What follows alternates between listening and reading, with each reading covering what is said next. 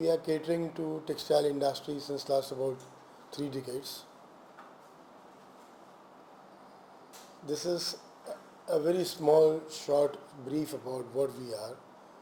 इसके अलावा just recently मैंने अभी कंपनी लॉन्च की है, पोएटिक जस्टिस विद पूनम जी, पूनम ढिल्लन.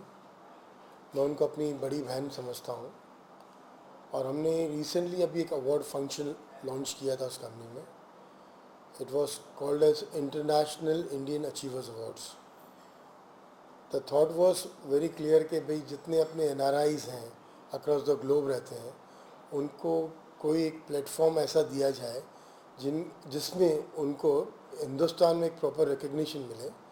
ये सोच डेफिनेटली पूनम जी की थी. मैंने सिर्फ उस प्रोसेस को आगे इनिशिएट किया है और ईश्वर की कृपा से डेफिनेटली ये प्रोग्राम एक अच्छे स्तर पर गया. हमने फंक्शन किया था एंड ऑफ जुलाई में, जो कलर्स पे टेलीवाइज हुआ 17 अगस्त को. रिस्पांस बहुत अच्छा रहा और उम्मीद करता हूँ आने वाले दिनों में, आने वाले सालों में ये प्रोग्राम या ये जो एक हमने एक अवार्ड फंक्शन का एक वर्चस्व उठाया है, ये काफ़ी अपने अपने जगह सक्षम रूप से एक बड़े कीर्तिमान की तरफ पहुँचे. सर, बहुत मुश्किल होता है इस तरह के अवार्ड करने, इस तरह के बड़े सोच को लेकर आगे बढ़ना. बहुत बड़ी मुश्किल का सामना करना पड़ता है, हर तरह की परमिशन लेना पड़ती है. कितनी इजीली और कितनी आसानी से किया आपने, क्या मुश्किलों का सामना करना पड़ा आपको? दोस्त इजी आज कुछ भी नहीं है. हिंदुस्तान में मैं ये बोलूँ अगर कोई चीज़ सिंप्लीफाई हो रही है तो नहीं हो रही है. डेफिनेटली हर चीज़ में मुश्किलें हैं, चाहे वो कुछ छोटे छोटे परमिशन हो. और वेन्यू मैंने ये कहना कि एक अवार्ड फंक्शन किया हमने, बड़ा सिंपल लगता है बोलने में, लेकिन उसमें जो मुश्किलें हमने फेस की, जो तकलीफ़ें झेली, जो रातें हमने ख़राब की, या हमने कुछ रातें ऐसी भी निकाली जहाँ पे बिल्कुल बेबस लाचार थे कि ये प्रोग्राम हो पाएगा कि नहीं हो पाएगा. काफ़ी कुछ मुश्किलें आई, काफ़ी कुछ दौर ऐसे गुजरे जहाँ पे इवन पूनम जी को बीच में लगा कि नहीं भाई, आई थिंक अपने को कहीं एक बार विड्रॉ कर लेना चाहिए. समहाउ मैं उस माइंड फ्रेम में नहीं था कि अपने विड्रॉ करना है, कि हम काफ़ी आगे बढ़ चुके थे प्रोग्राम को लेके. और दैट वाज द थॉट कि भाई इसको कैसे भी फ्लोर पे लाना है. करीब करीब 10 महीने लगे इस प्रोजेक्ट को फ्लोर पे आने में. मेरे लिए ये बोलना आज बहुत आसान लगता है कि एक प्रोग्राम हमने कर दिया ना. बहुत मुश्किल था, लेकिन आदमी जब तक कोई चीज़ के लिए आगे नहीं बढ़ता तब तक वो सीखता भी नहीं है. जैसे पोइट्री थी जब मैं बच्चा था, या मैं जब स्टूडेंट था स्कूल के दिनों में, चींटी के ऊपर एक पोइट्री थी. नन्ही चींटी जब दाना लेकर चढ़ती है, चढ़ती दीवारों पे से 100 बार फिसलती है, चढ़कर गिरना, गिरकर चढ़ना ना उसका खरता है, कोशिश करने वालों की हार नहीं होती. That was the title. बस वही एक थॉट लेके हम भी आगे बढ़े कि चलो कोशिश करनी है. बिल्कुल कोशिश की और सफल हुए. पर्सनली किस तरह का रिस्पांस मिला आपको? क्योंकि जिस दिन कलर्स पे टेलीकास्ट हुआ, उस दिन आपके लिए बहुत बड़ा रिस्पांस हुआ. ज़बरदस्त रिस्पांस रहा. इवन कुछ लोग, भाई मैंने अनफॉर्चुनेटली मैं बॉलीवुड से जुड़ा हुआ आदमी नहीं हूँ. मेरा अपना एक छोटा सा आशियाना है, छोटा सा बिजनेस है. तो उस हिसाब से जिस सर्कल में मैं उठता बैठता हूँ, और जब उनको इस चीज़ का पता चला, इवन दे वर सरप्राइज्ड कि यार how can a man from this industry get into some other industry. But उनका रिस्पांस पॉजिटिव था कि भाई एक अच्छा प्रयास था, एक अच्छी CSR एक्टिविटी थी, और एक फील फैक्टर था कि जो लोग जिनके बारे में खाली हम सुनते भी नहीं. हिंदुस्तान में हमने जिन लोगों को, जिन शहरों को हमने इनवाइट किया, चाहे वो USA से किया कि UK से किया कि सिंगापुर से किया, UAE से किया, उन शहरों को अपने देश में कोई जानता भी नहीं था. आज इस माध्यम से उनको लोग आज पहचानते हैं. ऐसे एक खास उदाहरण दूंगा आपको मैं. मेडिकल फ्रेटर्निटी के डॉक्टर थे, डॉक्टर जीवनंदम, जिन्होंने 1000 बाईपास सर्जरीज़ की है. और वो सर्जरीज़ की है उन्होंने USA में, जिनके लिए सब डॉक्टर्स जब जवाब दे देते हैं कि भाई इस केस का कुछ नहीं हो सकता है, उन केसेस को वो हैंडल करते हैं, अपने आप में बहुत बड़ा कीर्तिमान है। लेकिन अपने वतन में, अपने देश में उस आदमी को जो खुद हिंदुस्तानी है, एक छोटे से गांव से, केरला के गांव से वो यूएस से गए, उन्होंने वर्ल्ड वाइड अवार्ड्स लिए हैं, लेकिन हिंदुस्तान में उन्हें अवार्ड कभी नहीं दिया गया। जब वो स्टेज पर थे, उनकी आंखों में आंसू थे कि भाई मैंने अवार्ड हर कंट्री में लिए हैं, लेकिन अपने देश में मुझे कभी कोई अवार्ड नहीं मिला। वो अपने आप में एक फील था जो हमें एक एक एक अलग मुकाम पे ले गया उस समय, कि यार ये है वो चीज़ जो डेफिनेटली हमें एक अल्टीमेट सुकून देती है कि हमने कुछ ऐसा किया। We brought smiles to people whom probably people should have thought of long back. Sir आप उस इंडस्ट्री से बिलोंग नहीं करते, लेकिन फिर भी आपने इतने बड़े अवार्ड को मैनेज किया, और आपके जॉनर अलग और ये जॉनर अलग, किस तरह से मैनेज किया और किस तरह से आपने संभाला इस चीज़ को? The backbone was पूनम जी। पूनम जी क्योंकि इस इंडस्ट्री से थी, उनके लिए आसान था इस चीज़ को आगे बढ़ाना, लेकिन उनके डे टू डे इश्यूज़, जैसे आपने थोड़ी देर पहले जिक्र किया कि काफ़ी तकलीफ़ों का आपने सामना किया होगा, काफ़ी मुश्किलें आई होगी, तो उस सेगमेंट को मैं नहीं समझता हूँ कि बिकॉज वो एक खुद एक लेडी हैं और वो हर जगह हर दफ्तर में जाएं या डिस्कस करें, बात करें, वो उनके लिए पॉसिबल नहीं था, मुमकिन नहीं था। वो फॉर्मेट मैंने संभाला। इस वजह से जो तालमेल था पूनम जी का और मेरा, we could take it forward very smoothly.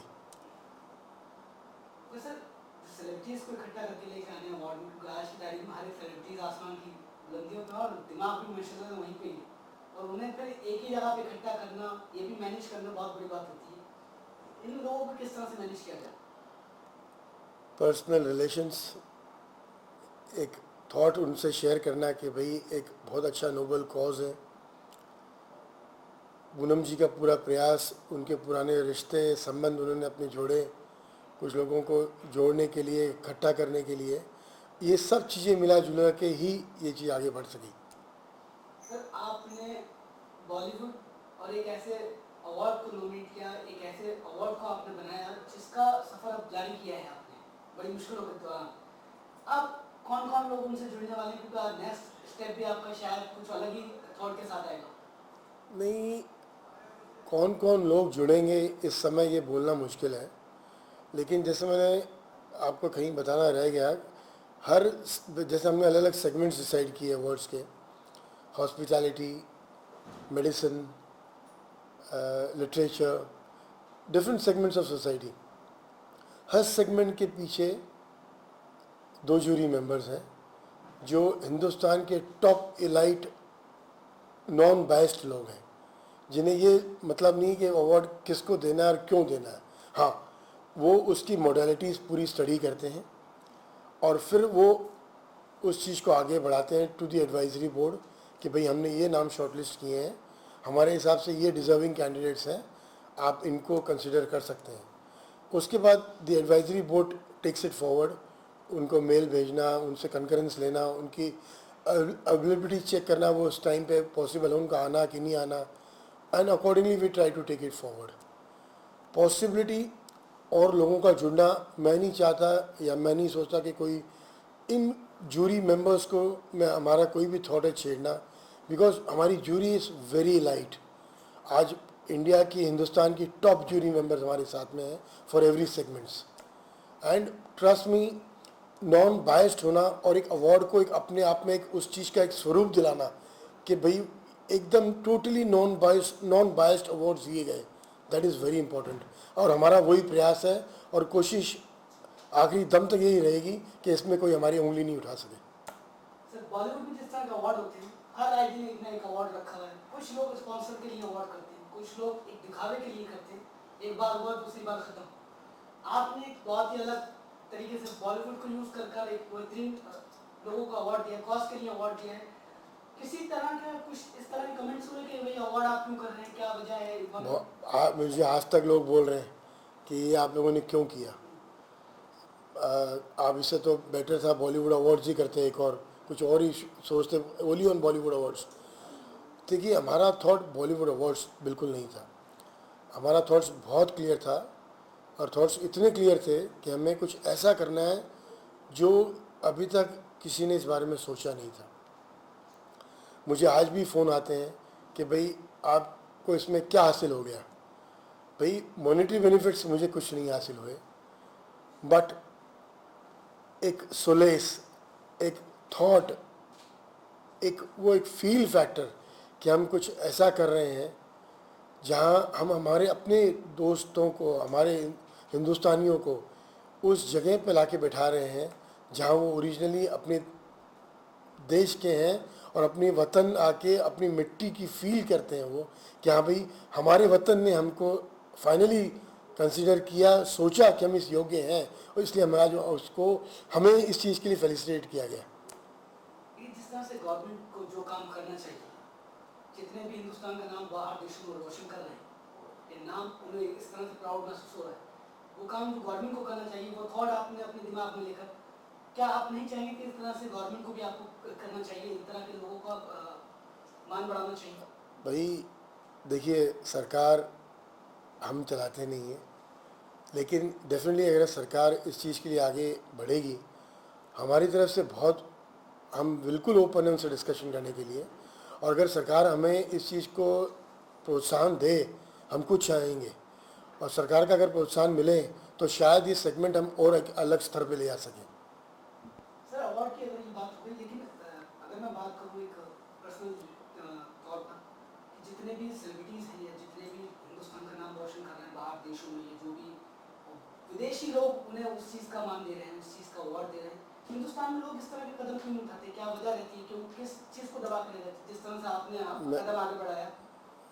भाई आपका सोचना या आपके विचार बिल्कुल दुरुस्त हैं। ये खुद मैं सोचता हूँ कई बार कि भाई ऐसा बहुत पहले हो जाना चाहिए था। सरकार की तरफ से ऐसे एक अवार्ड्स हैं, दे कॉल इट, दिल्ली में करते हैं वो लोग प्रवासी अवार्ड्स, लेकिन प्रवासी अवार्ड्स का वर्चस्व इतना नहीं है, उतना नहीं है। हमने इसको जानबूझ के GEC पे डाला कि थोड़ा सा एंटरटेनमेंट का तड़का रहे तो लोग उसको अवार्ड को, उस सेरेमनी को, उस अवार्ड नाइट को ज़रूर देखेंगे। ये हमारा दुर्भाग्य है कि लोग जब तक उसमें एंटरटेनमेंट नहीं होता लोग उसको प्रेफर ही नहीं करते। इस वजह से इस थॉट को हमने आगे लिया कि भाई थोड़ा सा एंटरटेनमेंट उसमें रहे तो उस चीज़ का थॉट या उस चीज़ का फील कुछ अलग ही आएगा, और ऐसा हुआ। सर इस अवार्ड को ब्रॉड करने के लिए, बड़ा करने के लिए क्या आप सोच रहे हैं? नेक्स्ट करेंगे आप तो कुछ और अलग, क्योंकि एक्सपीरियंस तो हो गया होगा इस चीज़ का कि किन किन चीज़ों को पहले मद्देनजर रखना है। एक्सपीरियंस बहुत हुआ, learning is a never ending process.